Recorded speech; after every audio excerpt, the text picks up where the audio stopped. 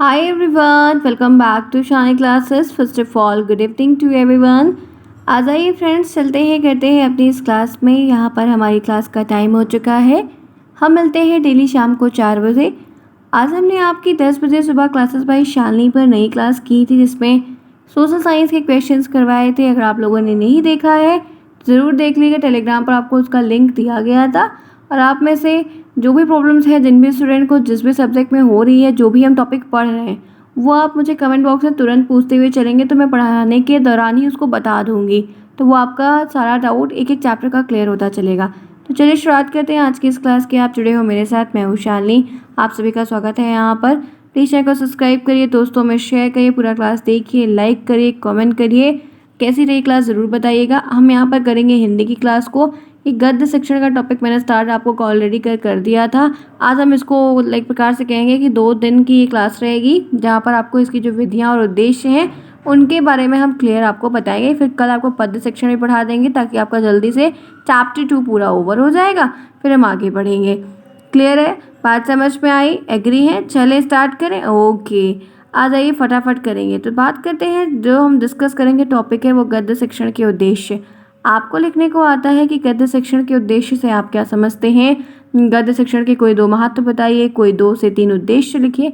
ऐसे आपको कई सारे प्रश्न देखने को मिलते हैं, छोटे बड़े, तो हमको उसे करना होता है। तो गद्य शिक्षण के कोई 2, कोई 4, कोई 5 उद्देश्य आपको आएंगे, जिसके लिए आपको प्रिपेयर होना पड़ेगा। तो सबसे पहला मैंने पॉइंट वाइज लिया हुआ है और बहुत ही क्लियर आपको दिख रहा होगा। आई होप सो, बेस्ट है। जिन्हें नहीं दिख रहा अपनी क्वालिटी इंक्रीज कर लीजिएगा। तो पहला है मनोयोग से सुनने और सुनकर अर्थ ग्रहण करने के योग्य बनाना। गद्य हम जब भी पढ़ते हैं, गद्य हो या पद्य हो, हम उनको ध्यान से सुनते हैं और छोटे बच्चों को ये चीज़ें ज़्यादा सिखाई जाती हैं। वो उसको सुने और उसका धीरे धीरे करके अर्थ भी ग्रहण करना सीखें। वो उनके लिए ज़्यादा अच्छा होता है, क्योंकि इसमें ये बात पे फोकस ज़्यादा किया जाता है कि जो चीज़ पढ़ी जा रही है उसका आप अर्थ समझिए। यहाँ तक क्लियर हुआ? आपको एक पॉइंट समझ में आया। उसके बाद दूसरा इनका उद्देश्य है एकाग्र भाव से पढ़ने की कुशलता उत्पन्न करना। एकाग्रता के साथ एकांत में एकांत भाव के साथ पढ़ने की जो एक क्षमता कुशलता होती है, वो आपके अंदर उत्पन्न करना, या कह सकते हैं कि वो आपके अंदर डेवलप करना। तीसरा है छात्रों को उचित गति, आरोह अवरोह के साथ पढ़ने में कुशल बनाना, क्योंकि बच्चे अलग अलग तरीके से रीडिंग करते हैं। तो उचित गति, तेज बोलना है, धीरे बोलना है, और आरोह अवरोह का ध्यान, ऊपर कहाँ बोलना है, नीचे कहाँ बोलना है, बड़े अ की मात्रा कहाँ है, ये चीज़ें बहुत लोगों को पढ़नी नहीं आती है। तो उसको आपको उनको सही सही बताना। उसके बाद विराम चिन्हों को ध्यान में रखते हुए पढ़ने की विराम चिन्हों के बारे में आपको पहले मैं पढ़ाया फर्स्ट सेमेस्टर में। आपको उन सभी विराम चिन्हों के बारे में, जैसे यहाँ पर देखिए एक विराम चिन्ह, दूसरा ये लगा हुआ है, तीसरा ये लगा हुआ है। तो इस तरीके से जो विराम चिन्ह है इनको आरोह आरोह मतलब पढ़ने, कहाँ रुकना है, कहाँ पे कौन सा है, किसका क्या महत्व है, कैसे क्या पढ़ना है, तो ये विराम चिन्ह को भी सिखाने का उद्देश्य रहता है। उसके बाद है मौन वाचन करके अर्थ ग्रहण करने के योग्य बनाना। अगर आप मौन वाचन कर रहे हैं, मान लीजिए आप मैगजीन पढ़ रहे हैं, अखबार पढ़ रहे हैं सुबह का, या कोई निबंध या कोई लेख पढ़ रहे हैं, तो उनके अर्थ को आप ग्रहण करिए और मौन वाचन के थ्रू मतलब करिए और अर्थ को भी ग्रहण करिए। उसके बाद नेक्स्ट पॉइंट है शुद्ध उच्चारण का ज्ञान। शुद्ध उच्चारण अगर होगा तो आपकी वर्तनी 100% फिक्स होगी। अगर आपने गलत प्रोनाउंसिएशन किया है तो आपकी वर्तनी भी बहुत गलत होने की क्षमता ज़्यादा रहती है। तो शुद्ध उच्चारण का ज्ञान प्रदान करना। तो जैसे कि आप में से बहुत सारे बच्चे ऐसे हैं जो प्रॉपर तरीके से, अगर जैसे आपको लिखना तो आता है सभी को, अपने मन से बनाकर लिखेंगे तो बढ़िया है, लेकिन लिखकर मान लीजिए थोड़ा सा किताब की भी नॉलेज लेकर लिख लेते हैं, तो ये इतने 3 पॉइंट 4 पॉइंट ऐसे हैं जो आप याद कर सकते हैं और 5 आप आराम से लिख सकते हैं। कोई भी नंबर नहीं कटेगा और आपको 2 नंबर आसानी से मिल जाएगा। आगे बढ़िए, चलिए। उसके बाद फिर है छात्रों में भाव विभक्ति की क्षमता का विकास करना। भाव भंगिमा को समझना, भाव भी होना चाहिए ना, क्योंकि कभी कभी देखिए कभी लोग कोई जीवनी पढ़ते हैं तो वो आंसू आ जाता है, रो देते हैं, मतलब उस तरह नहीं, वो उस भाव में चले जाते हैं। तो ऐसे छात्रों को भाव व्यक्ति की क्षमता, मतलब वो धीरे धीरे उस भाव को भी समझे कि जो पोयम या जो भी गद्य वो पढ़ रहे हैं, उस गद्य को लिखने के पीछे का क्या उद्देश्य था, जिस राइटर ने उसको लिखा है, तो वो भाव उसको समझना। लिखित और मौखिक अभिव्यक्ति का विकास करना, ये चीज़ बच्चों में डेवलप करना, ठीक है, ताकि वो लिख भी पाएँ। पहले पढ़ेंगे और पढ़ने से वो पूरा उनको आइडिया लगेगा कि कैसे क्या क्या चीज़ें हुआ करती हैं, फिर वो उसकी अच्छी सी लिखने वाली लेखन वाली क्षमता का प्रयोग करके उस अभिव्यक्ति को कर सकते हैं। क्योंकि जितनी भी चीज़ें पढ़ाई या सिखाई जाती हैं। जो भाषा के 4 मेन कौशल होते हैं उन चारों को डेवलप करने का पूर्ण प्रयास किया जाता है कि कुछ भी आप पढ़ाओ या कुछ भी करो उसमें विकास होना चाहिए। छात्रों को लिपि का ज्ञान देना, छात्रों को लिपियों के बारे में बताना, विभिन्न विभिन्न लिपियों का ज्ञान उनको कराना ताकि उनको जानकारी रहे। छात्रों में भाषा विषय शुद्धता के लिए प्रति सावधानी का भाव उत्पन्न करना। ठीक है, भाषा की शुद्धता बहुत बच्चे से हर 10 कदम पर बोली बदलती है ऐसा कहा जाता है। तो रहता वही चीज़ है लेकिन वो उसको कुछ और बोलते हैं। तो भाषा विषय की शुद्धता के प्रति सावधानी रखना, उसके भाव को उत्पन्न करना, बच्चों को सिखाना ताकि वो शुद्धता के साथ बोले और उसकी वर्तनी भी सही लिखे। छात्रों के शब्द भंडार में ग्रोथ करना, जब वो अलग अलग जीवनी, अलग अलग आत्मबोध की चीज़ें, कविता और किंवदंतियाँ, लोकोक्तियाँ, मुहावरे, विलोम कुछ भी पढ़ रहे हैं तो उनके शब्द भंडार में डेली 5 शब्द ज़रूर नए जुड़ रहे हैं तो वो उनके लिए काफ़ी महत्वपूर्ण हो जाते हैं, उनको बहुत सारी जानकारियाँ मिलती हैं। इसीलिए पेपर में जो एडिटोरियल वाला पेज होता है वो पढ़ना काफ़ी अच्छा होता है, उसको आप पढ़ो तो आपको बहुत सारी एक्स्ट्रा अवेयरनेस मिलती है, जानकारी काफ़ी अच्छी है, इसको संपादकीय पेज लेख कहते हैं। आगे बढ़िए, चलिए क्या लिखा हुआ है। छात्रों में शब्दकोश के प्रयोग की योग्यता विकसित करना। जी हाँ, शब्दकोश का हम कहाँ पर यूज़ कर सकते हैं, कैसे यूज़ होगा, इनकी क्षमता बच्चों में डेवलप करवाना। निरीक्षण शक्ति का विकास करना कि क्या पढ़ा, क्या नहीं किया, कैसे समझा, क्या किया, इसकी डेवलपमेंट करवाना, निरीक्षण करना। छात्रों में स्पष्ट है संगत क्रमबद्ध चिंतन को विकसित करना, मतलब क्लियर तरीके से सही संगत में, मतलब ऐसे होता है ना कि पहले किस क्रम में, संगत का मतलब ये दोस्ती यारी वाला संगत नहीं, मतलब 1 by 1 वाला है, चेन वाला है, पहले ये फिर ये। छात्रों में कल्पना शक्ति का विकास करना। जी हाँ, क्योंकि कविताएं जो होती हैं वो हमें कल्पना में डाल देती हैं, तो इस अगर बच्चे ऐसी कई सारी चीज़ों को डेली कुछ नया पढ़ रहे हैं तो उनकी कल्पना शक्ति का डेवलपमेंट होगा। छात्रों में विवेचनात्मक समीक्षात्मक दृष्टिकोण रखना, ठीक है, ताकि वो हर चीज़ की विवेचना करें, समीक्षा करें, हर पहलू की तरह सोचने का प्रयास करें, निगेटिव पॉइंट्स को भी देखें और पॉजिटिव पॉइंट्स को भी देखें, इन सारे दृष्टिकोण को रखें, चाहे वो कोई निबंध पढ़े, चाहे वो कोई कहानी पढ़े, चाहे वो कोई लेख पढ़े। तथ्यों को समझने और उनका जीवन में प्रयोग करने के योग्य, बच्चों को इस काबिल बनाना कि वो पढ़ते पढ़ते उस चीज़ को ये समझे कि उसमें से क्या बातें वो अपने जीवन में उतार सकते हैं और किसको वो उपयोग में ले सकते हैं। छात्रों के भाषा संबंधी ज्ञान में वृद्धि करना, जो भाषा संबंधी ज्ञान है जिनके बारे में उनको जानकारी नहीं है उनके बारे में आप वो उनको डिटेल में बताइए। ठीक है, बात यहाँ तक समझ में आई। तो मैंने आपको उसके साथ बहुत सारे पॉइंट शेयर किए। देखिए आप देख रहे हो यहाँ से लेके मैंने आपसे साथ कई सारे पॉइंट्स शेयर किए हुए, तो आपको जो इसमें से उचित लगे, जो अच्छा लगे, जो इजी लगे, आपको एग्ज़ाम के एक दिन पहले आपको याद रहे, वो आप आराम से याद कर लीजिए और वही आप वहाँ पर सेम लीजिएगा। किसी एक को फिक्स कर लीजिए, 4-5 लेके कोई फिक्स कर लीजिए कि आपको टिल एग्ज़ाम तक वही याद रखना, ताकि आप उसी को बार बार रिविज़न करें और उसको ही एग्ज़ाम में लिख कर आएँ। ठीक है, ईजी पड़ेगा आपके लिए। चलिए इसी के साथ आगे बढ़ते हैं।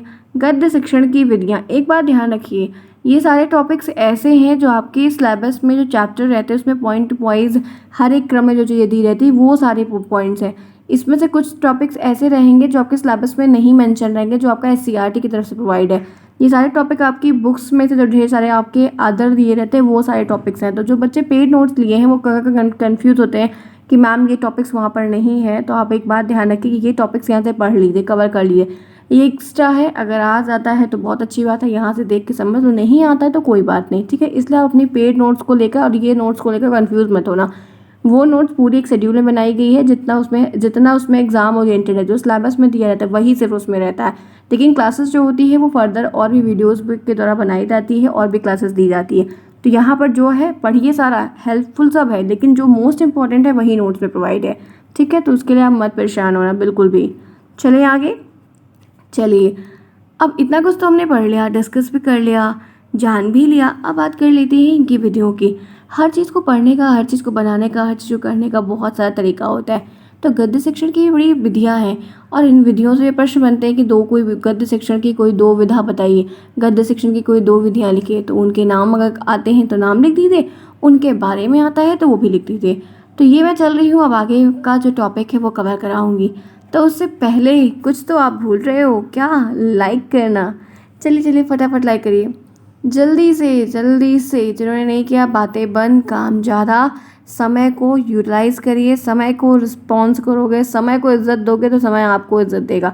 आप समय को बेकार करोगे तो समय आपसे बदला लेगा। इस बात को ध्यान रखें कि इसलिए कहा जाता है कि टाइम विल टेल, समय बताता है, वक्त बता देता है। ठीक है, तो ध्यान रखो, पढ़ो अच्छे से, तो फिर उसके बाद सब कुछ कर लो, चलेगा। कर लिया, क्योंकि मंदिर में आएंगे तो घंटी तो बजाएंगे ही ना, क्यों। चलिए, मेरा भी 1 सेकंड का ब्रेक हो गया। आइए, तो सबसे पहली जो विधि है वो होती है अर्थकथन विधि। अर्थकथन का नाम जब पढ़ा तो कुछ बात तो इसके नाम से ही हमें पता चल गई। वो क्या? गद्य शिक्षण की यह एक परंपरागत विधि, पुरानी वाली विधि है, दादा व बाबा जमाने की। ठीक है, इस विधि में शिक्षक पहले गद्यांश का वाचन करता है। जो टीचर होता है ना, जो गद्य लिखा रहता है उनका वाचन करता है, मतलब उनको बोलता है या पढ़ता है। उनमें आए कठिन शब्दों का अर्थ बता, जो जो कठिन शब्द उसमें आया रहता है बीच बीच में, उसको अर्थ बच्चों को बता देते हैं। बाद में सभी वाक्य भी सरल अर्थ, मतलब फिर जो वाक्य लिखे रहते हैं उनका पूरा भी अर्थ और भावार्थ बताते हैं। बताते हुए गद्यांश का अर्थ स्पष्ट कर देते हैं। इसी विधि में सारा कार्य शिक्षक ही करता है। इस विधि में ये जो अर्थकथन विधि होती है, इसमें मेन लीडिंग रोल प्ले कह सकते हैं, पूरा कार्य विधि सब टीचर की होती है। छात्र निष्क्रिय श्रोता बने रहते हैं। यह विधि अमनोवैज्ञानिक भी कही जाती है। अमनोवैज्ञानिक वो सारी विधियाँ कही जाती हैं जिनमें बच्चा कुछ नहीं करता बट स्टैचू बन के खड़ा रहता है। जैसे सत्यनारायण भगवान की कथा होती, पंडित जी कथा कहते रहते हैं, बाकी लोग सुनते हैं, बाकी लोग बतियाते रहते हैं। क्यों, होता है कि नहीं?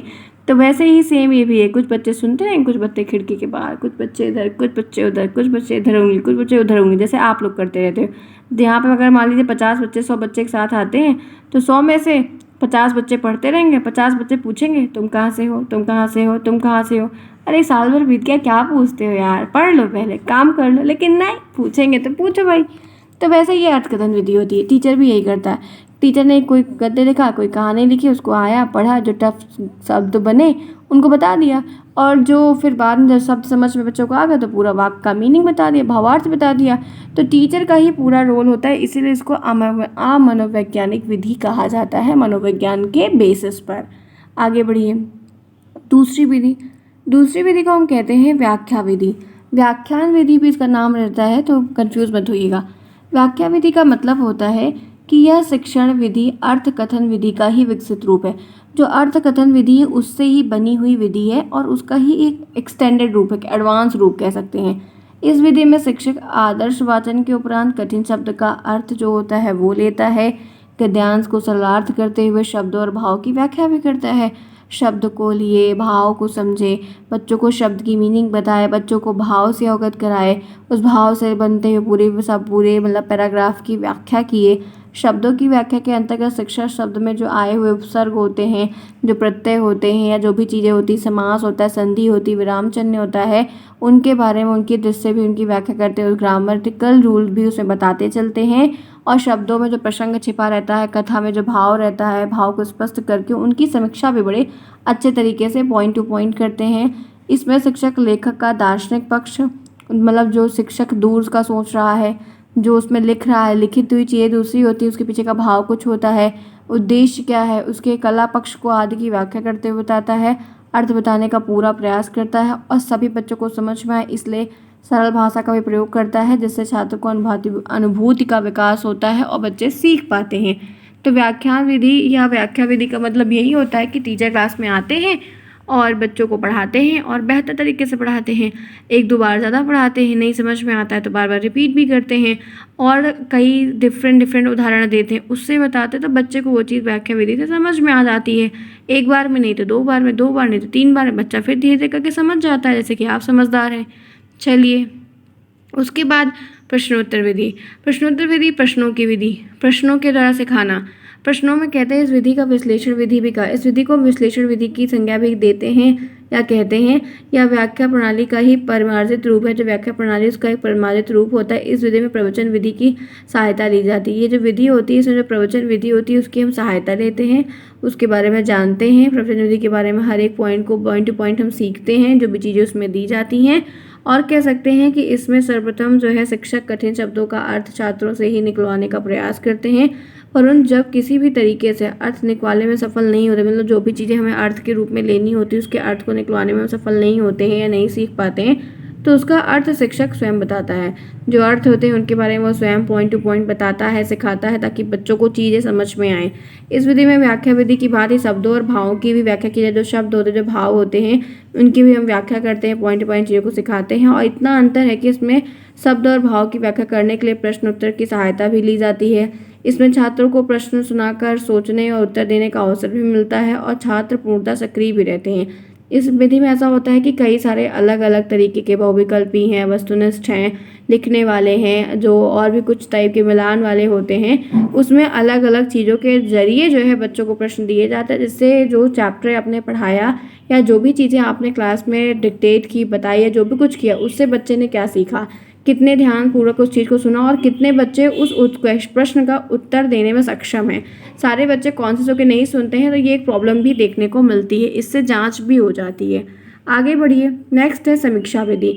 समीक्षा विधि क्या होती है? इस विधि में शिक्षक पाठ्यवस्तु का वाचन कर भाषी तथ्यों के आधार पर पाठ्यवस्तु के जो गुण दोष होते हैं उनकी समीक्षा करता है। जो पाठ्य पुस्तकें या पाठ्यवस्तु जो भी पढ़ने के लिए दिया जाता है, उसमें जो तत्व होते हैं, जो भी मेन बातें होती हैं, या उसको पढ़ने का जो गुण है, दोष है, उसकी समीक्षा करना, उसके बारे में बताना, उस पर चर्चा करना।